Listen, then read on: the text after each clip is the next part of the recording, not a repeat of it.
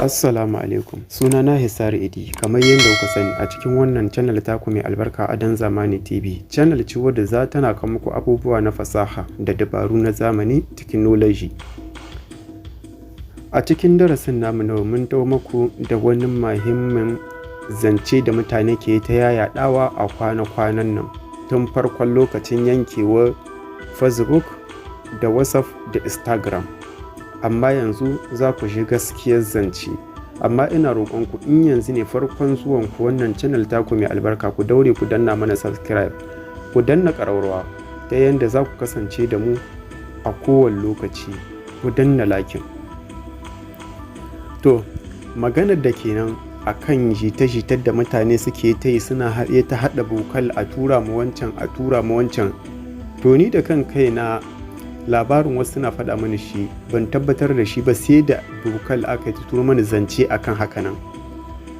Na shiga bincike akan lamarin domin in gane gaskiyar lamari, saboda na san mutane za su tambaye ni a comment ɗin bidiyo na da nake saki. To a bisa kan hakanan ne, kuma ga yadda kuka sani insha Allah wannan tasha taku mai albarka a koda lokaci za tana fahimtar da ku abubuwa masu matuƙar muhimmanci. To kamar da yadda kuka sani, a binciken da muka yi, wannan labari da mutane suke ta yaɗawa ba gaskiya ba ne, zance ne kawai na mutane. Amma yanzu za mu tafi cikin shafin Facebook na masu kamfanin Facebook ɗin, masu mallakin Facebook. Za mu tafi cikin shafin su, za ku ganar ma idanunku, za ku ga gaskiyar zance. To kamar yadda kuka sani, za mu yi minimize a nan wannan wurin, za mu fita, za mu tafi, za mu nemi Facebook namu kamar nan wannan wurin haka. To masha Allah, to kamar yadda dai ne muku bayani, ga page din Facebook namu mun shigo. Page din Facebook namu shine wuskar shi kamar haka. To insha Allah, kamar da yadda kuka sani, yanzu za mu nemi kamfanin su domin mu ga ai indai har zahirin gaskiya ne za su yi fasting, za su faɗa mana ainihin zahirin gaskiya kamar haka.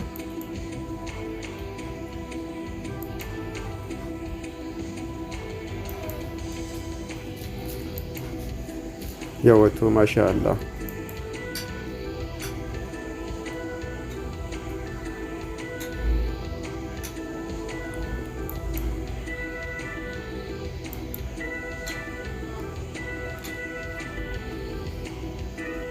Za mu nemi yanzu kamfanin WhatsApp, masu mallakin kamfanin WhatsApp ɗin, za mu shiga cikin. To kamar yadda kuka sani, waɗannan mutanen, wannan account da kun ga mun shiga, su ne ke da mallakin Facebook ga baki ɗayan shi, waɗannan da kuke gani. To za mu taho, in dai har zahirin gaskiya ne, za ku ga sun yi fasting ɗin cewa za su rufe WhatsApp. don wancan da suka rufe shi ba su yi fasting ba, amma menene, sun yi fasting a lokacin da za su maido shi. Suka ce sun ka ba mutane haƙuri akan haka.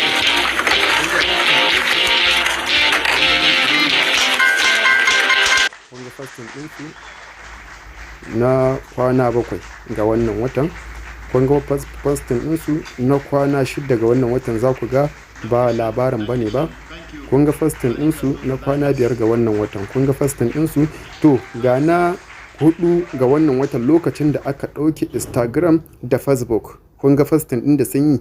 To abin da suka yi bayani a nan, sun ce suna ba mutane da Allah ku yi haƙuri, yanzu za mu maido maku, za ku ci gaba, muna jin daɗin kasancewa a tare da mu, za ku ci gaba da mu'amala da mutane kamar yadda kuka saba. Suka ba da haƙuri, suka ce yanzu za su maido shi, amma da yake muna da ainihin application ɗin da za mu mayar maku da shi yaren Hausa, turancin za mu mayar maku da shi yaren Hausa ta yadda za ku fahimta. To za mu shiga kamar nan wannan wurin haka, zan iya jawo shi nan, kun gani da na jawo shi kamar haka. To ku karanta, kun ga gashi Facebook, Instagram, WhatsApp da Messenger suna dawowa kan layi. Yanzu yi haƙuri don rushewa a yau. Na san yadda kuka dogara da ayyukanmu don kasancewa tare da mu, mutanen da kuka damu da su. Kun gani? To wannan shine ai saƙon da suka gabatar mamu lokacin da suka yi waccan ɗaukewan na fastin ɗin da suka yi. To a zahirin gaskiya wannan labari ne na mutane ba gaskiya ba ne, cece ku ce ne na mutane ba gaskiya ba ne. Muna godiya sosai da sosai daga naku Hisari Idi a Dan Zamani TV. Kar ku manta ku yi mana subscribe, ku manna lakin. Wannan tasha tana ci gaba don nemo muku ƙarashin bayani akan dukkan abin da ya danganci waya duka gabaki ɗaya. Da yarda Allah ya ba mu ikon kasancewa a tare. Muna jin daɗin yadda kuke ba mu ƙwarin gwiwa sosai da sosai. Wassalam. Zan so in ji ra'ayoyinku akan wannan bidiyon. Idan shi ne zuwanku na farko a wannan tasha, ina mai gayyatar ku da ku danna mini wannan ɗan yatsa mai kalar shuɗi, sannan wannan maɓallin ja, sai ƙararrawa domin samun sababbin shirye-shiryenmu. Da haka nake ce muku sai an jima.